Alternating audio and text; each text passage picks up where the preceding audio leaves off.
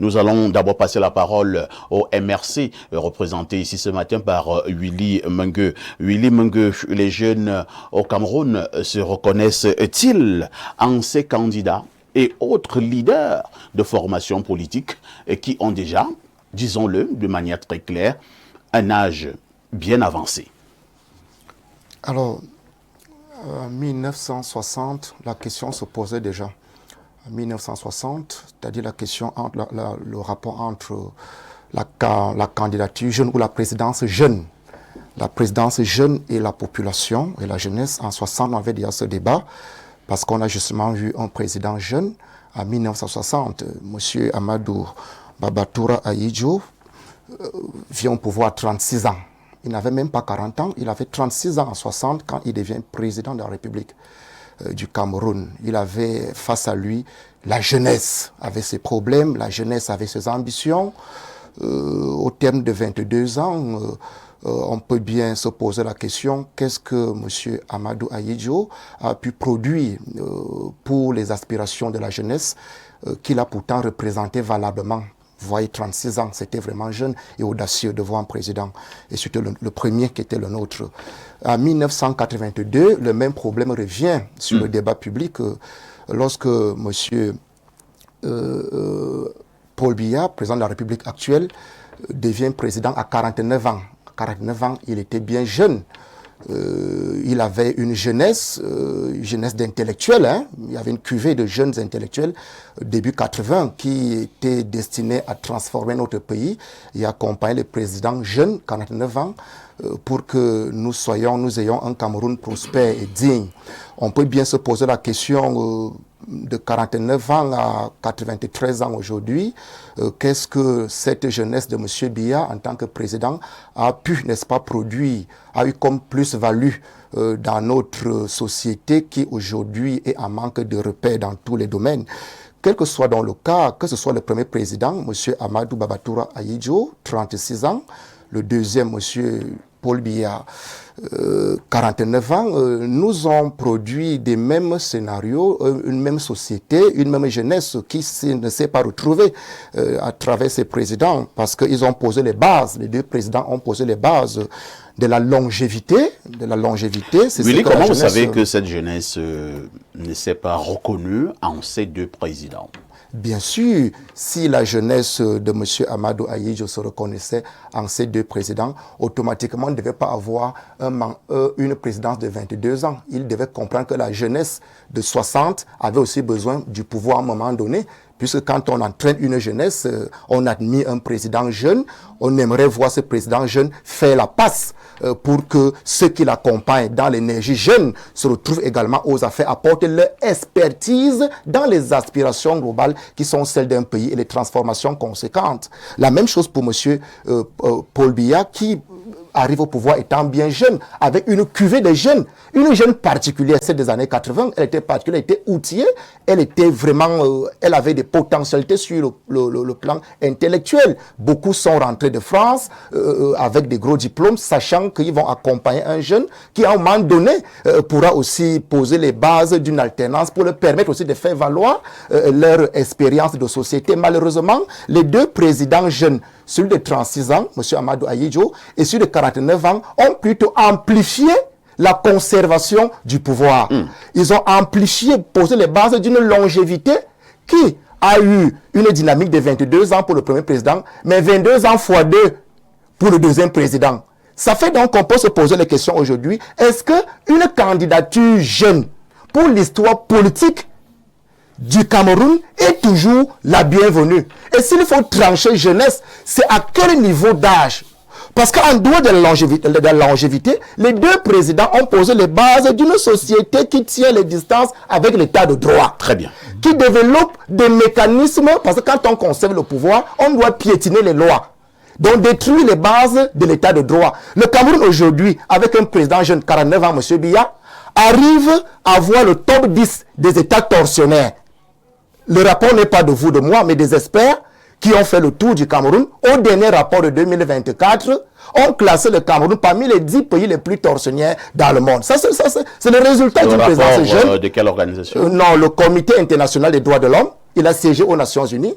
en décembre 2024. Le rapport, il est là, c'est un rapport officiel de l'État. En dehors de ça, ensuite, la présidence jeune, trop jeune, 36 ans, 49 ans, nous a montré l'expérience d'une société trempée dans la corruption et le détournement des deniers publics.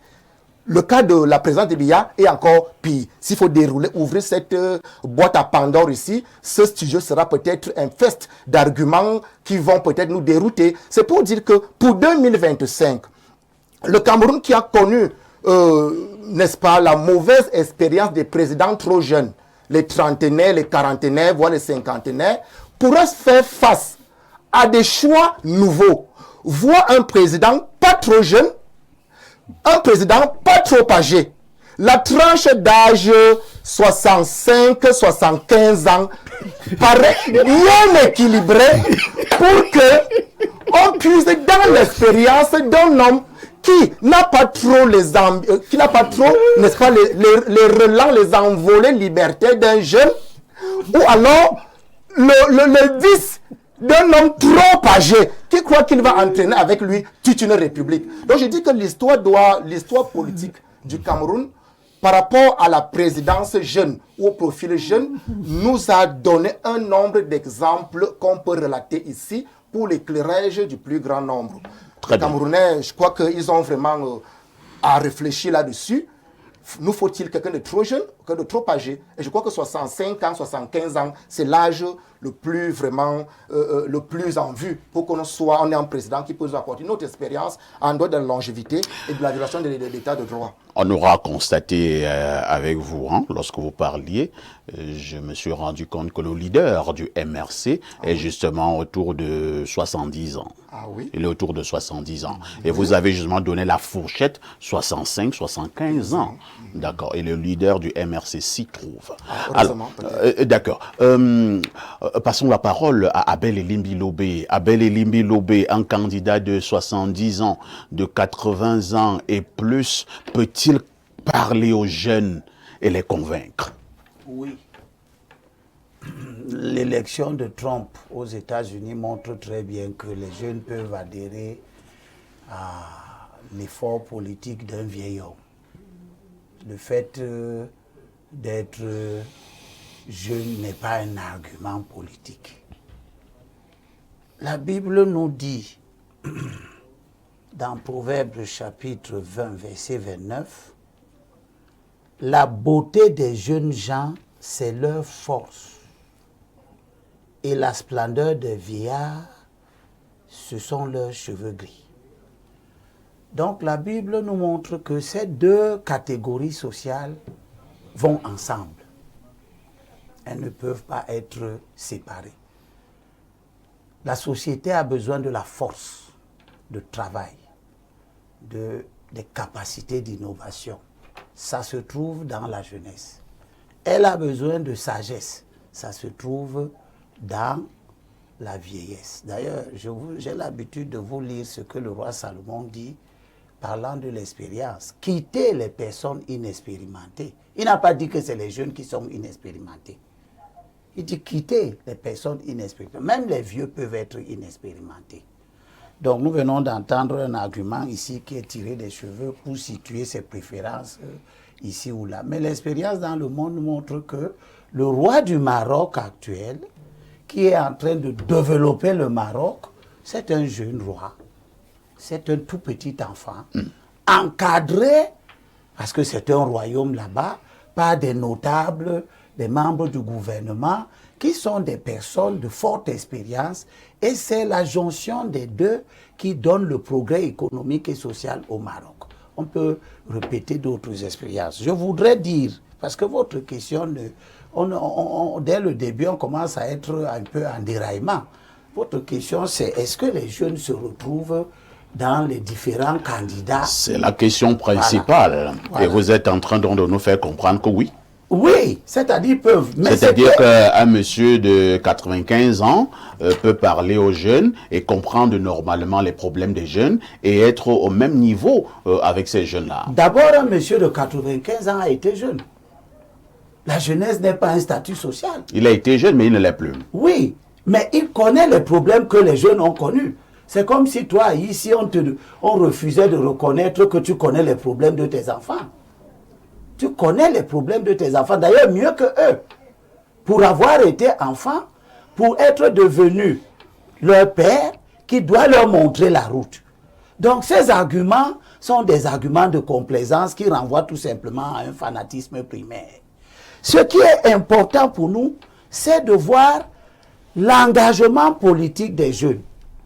Parce que aux indépendances, nous avons vu, il y avait des gens de 90 ans pendant les années des indépendances. Il ne faut pas croire que les gens de 90 ans n'existent que maintenant. Il y avait des gens de 90 ans, mais pour le cas du Cameroun, le premier président avait 36 ans. Peu importe. Alors qu'il y avait les gens de 90 ans. Oui, je suis en train de dire que ce sont les jeunes qui ont mené les combats de libération. Ce sont les jeunes qui ont mené ces combats. Et ils ont forgé, qu'ils aient 36 ans, ou Bida 40 quelque chose, etc. Ils ont accumulé une longue expérience dans la lutte. Ils étaient jeunes, mais ils n'étaient pas des jeunes simplement. Ils étaient des jeunes expérimentés. Parce que Ahidjo devient député à 22 ans. Ce que les jeunes d'aujourd'hui ne sont pas. Ils ne le sont pas parce qu'on leur interdit de l'être. Ils ne le sont pas parce qu'ils ont une espèce de recul par rapport à l'activité politique. Les chiffres des inscriptions le montrent. Mais avant de vous donner les chiffres des inscriptions, je vous donne la structure d'âge de la population du Cameroun, compte tenu du dernier recensement de la population. Le rapport dit structure par âge. La population en 2010 est caractérisée par son extrême jeunesse. L'âge médian de la population est de 17,5 ans. Abel Elimi Lobé, ces statistiques au regard de la vieillesse, est-ce qu'elles peuvent véritablement encore nous aider en 2025? Oui, parce que le dernier recensement au Cameroun, il date de quelle année? Oui, tu sais très bien que partout dans le monde, en matière de population, on ne fait pas les recensements tous les ans. Je n'ai pas dit tous les ans. Oui, mais pour le cas du Cameroun, il date de quelle année?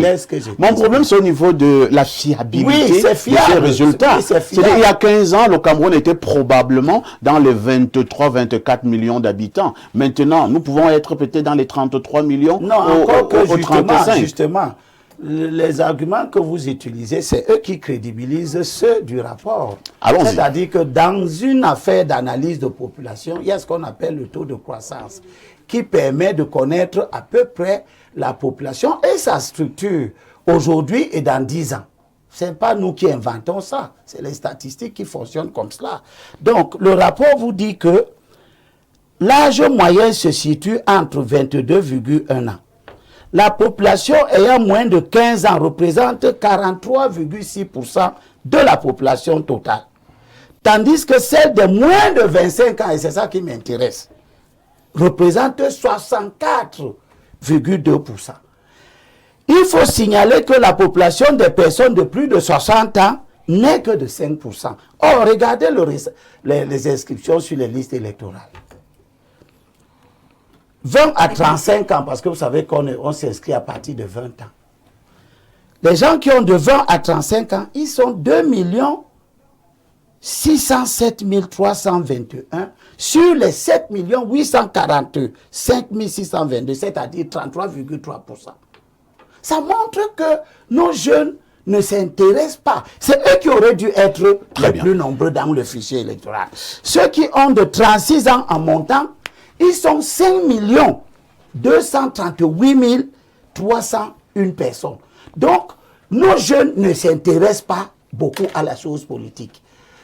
Autant ils ne s'intéressent pas globalement à la chose politique, autant il ne faudra pas être surpris qu'ils ne soient pas les plus portés vers le choix de tel ou de tel ou de tel. Ils sont beaucoup plus portés à regarder le football, ils connaissent les noms de tous les footballeurs, ils connaissent les noms de tous ceux qui participent à la distraction, et une certaine façon de gouverner a aidé à arriver à cette situation. N'avez-vous pas l'impression que, si nous restons au niveau de votre constat, M. Abel Elimi Lobé, que si les jeunes au Cameroun ne s'intéressent pas beaucoup à la chose politique, c'est parce que les vieillards ont justement bloqué cet aspect des choses. Les jeunes sont obligés de parler de football. Il y a une école qui voudrait présenter les choses comme cela. Mais je rappelle que le parti au pouvoir, c'est l'un des rares partis qui a un mouvement de jeunes qui fonctionne. Sans les jeunes. Un mouvement de jeunes sans les jeunes. Peut-être tu peux avoir raison Pas parce peut-être. Les jeunes là-bas, c'est Bengo, non? peut-être les jeunes dans ces mouvements-là, ils restent là longtemps. Ils deviennent... Donc, Ils restent là longtemps. Mais structurellement, il a un mouvement de jeunes.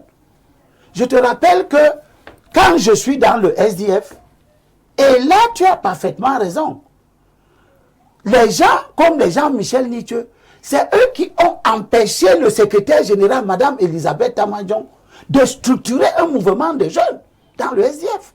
Ils ont empêché ça. Donc il y a ça.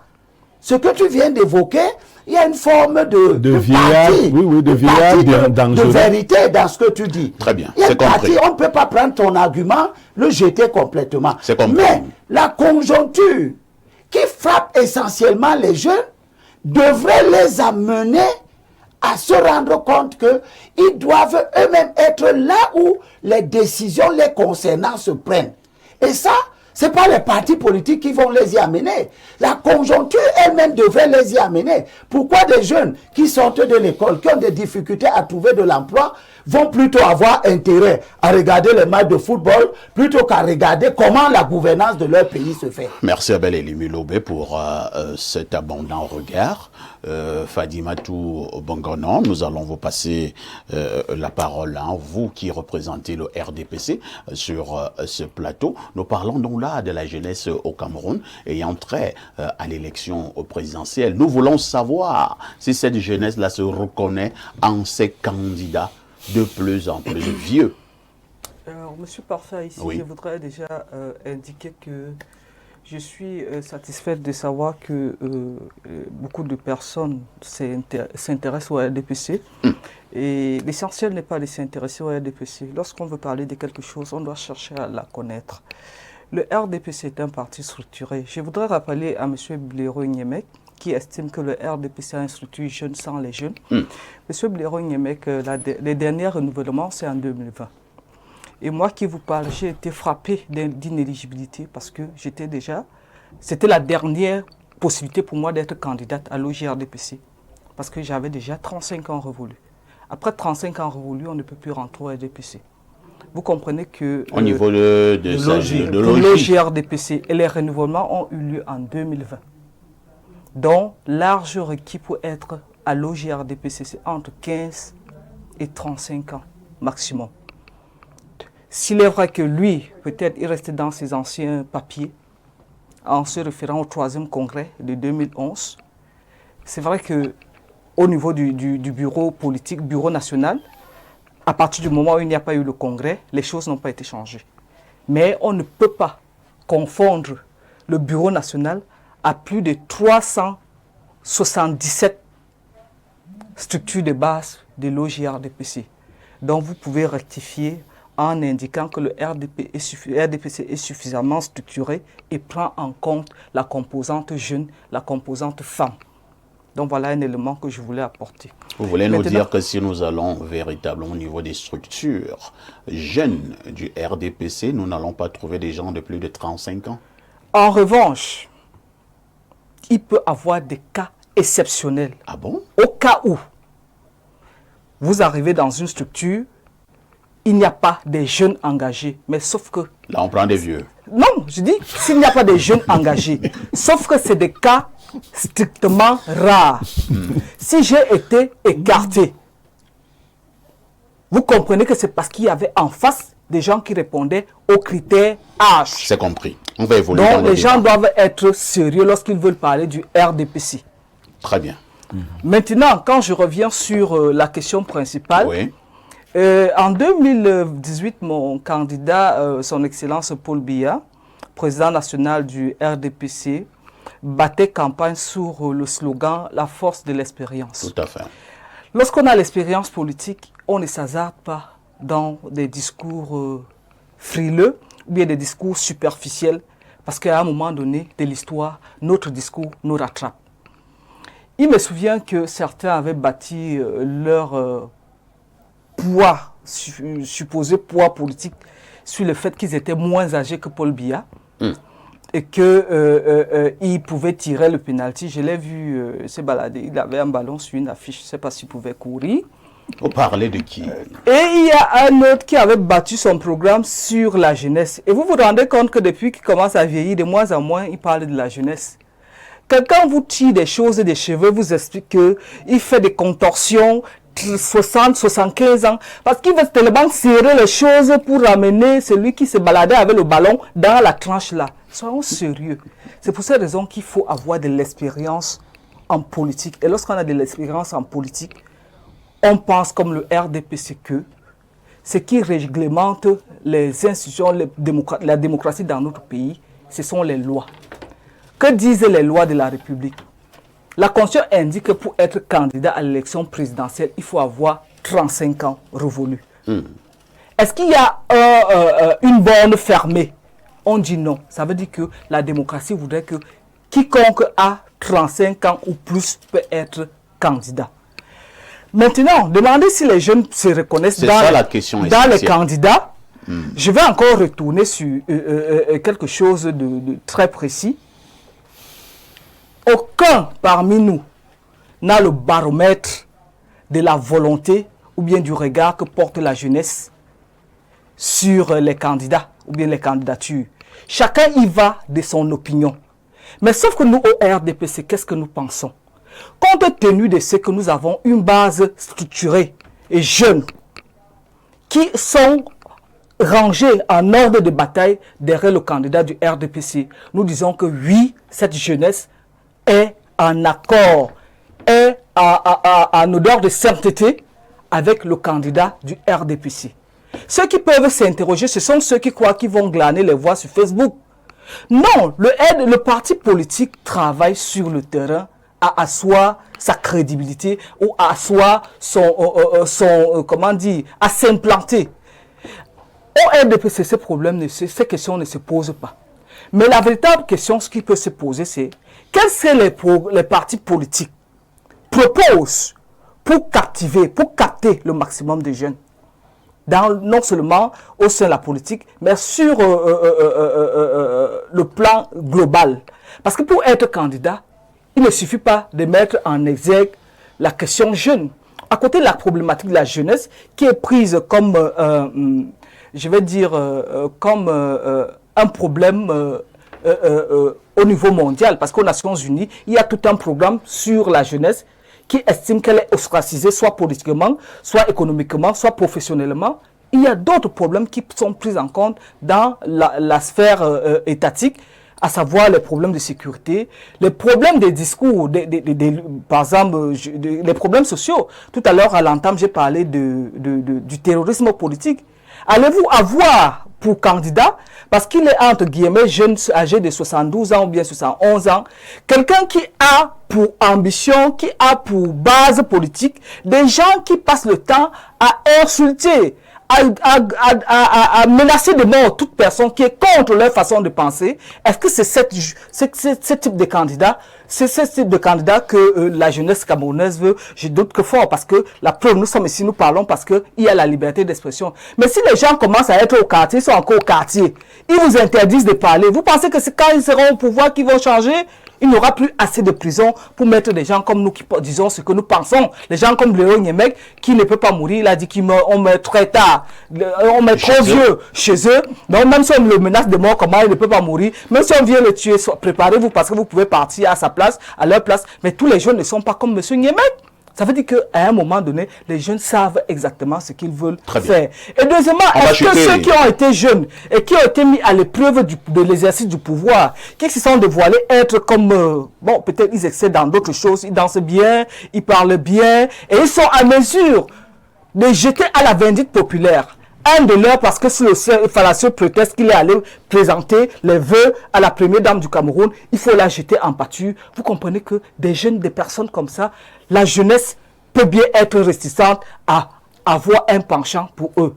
Très bien. En revanche, le président Paul Biya, vous le savez, s'il est élu sur la base des statistiques qui sont données, c'est justement parce que les jeunes, dans leur immense majorité, lui ont accordé leur suffrage. Et nous pensons qu'en 2025 encore, cette jeunesse est rangée en ordre de bataille. Vous l'avez suivi lors de notre dernier, le 6 novembre, ça fusait de partout. Y compris les jeunes ont annoncé, ont appelé à la candidature du président Paul Biya, dont notre candidat est le meilleur candidat pour cette jeunesse qui veut s'épanouir sur le plan professionnel, sur le plan de la paix, sur le plan de la liberté. Nous allons passer la parole